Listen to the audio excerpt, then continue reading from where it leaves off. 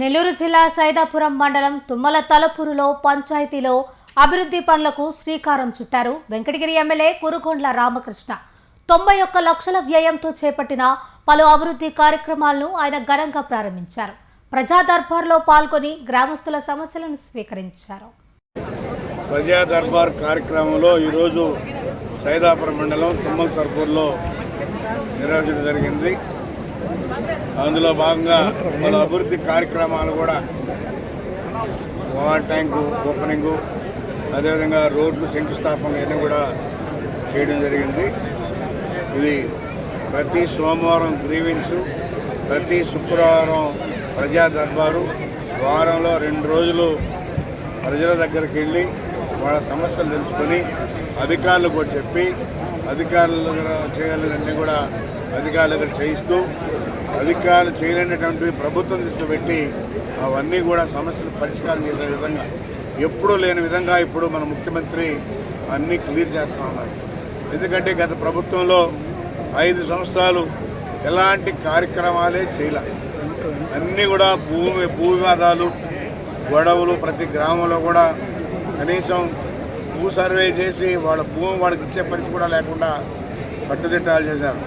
ఈరోజు అలా కాకుండా ఎవరిదైతే పాస్బుక్ ఉంటుందో, ఎవరి పేరైతే ఉంటుందో ఆ పొలాన్ని వాళ్ళ హ్యాండ్ ఓవర్ చేసే కార్యక్రమాలు కూడా ఈరోజు ఈ ప్రభుత్వం చేస్తూ ఉన్న సంస్కృతితో అందులో భాగంగా ఈరోజు మరి తుమ్మల తలపూరులో కార్యక్రమం పెట్టడం జరిగింది. అందరూ కూడా వచ్చారు, వాళ్ళ సమస్యలు చెప్పారు. వాళ్ళ అభివృద్ధి కార్యక్రమాలు కూడా వాటర్ ట్యాంక్ ఓపెనింగ్, రోడ్లు శంకుస్థాపనలు అన్నీ చేశాం. చాలా చాలా చాలా బాగా ఏర్పాటు చేస్తుంది సోదరిమణి సుగుణం గారు. దానికి కూడా ధన్యవాదాలు తెలియజేస్తూ ఇంకా కూడా ఈ ప్రభుత్వం ప్రజల దగ్గరికే వెళ్ళి వాళ్ళ సమస్యని కూడా పరిష్కారం చేయాలనే కాన్సెప్ట్ ముఖ్యమంత్రిలో ఉంది.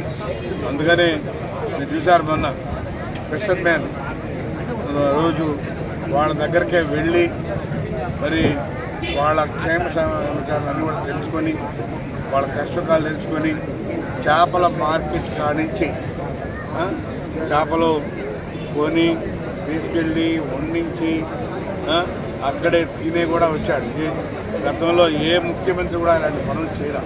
ఎందుకంటే ప్రజల దగ్గరికి వెళితే వాళ్ళ మనసారా వాళ్ళు కూడా వాళ్ళ సమస్యలు కూడా చెప్తారని చెప్పిన ఉద్దేశంతో ఈ కార్యక్రమాలన్నీ కూడా చేయడం జరుగుతుంది. అందరూ ఎమ్మెల్యేలు కూడా ప్రజల దగ్గరికి వెళ్ళి వాళ్ళ సమస్యలను తెలుసుకొని పరిష్కారం అధికారులు చెప్పి చేయించాలి.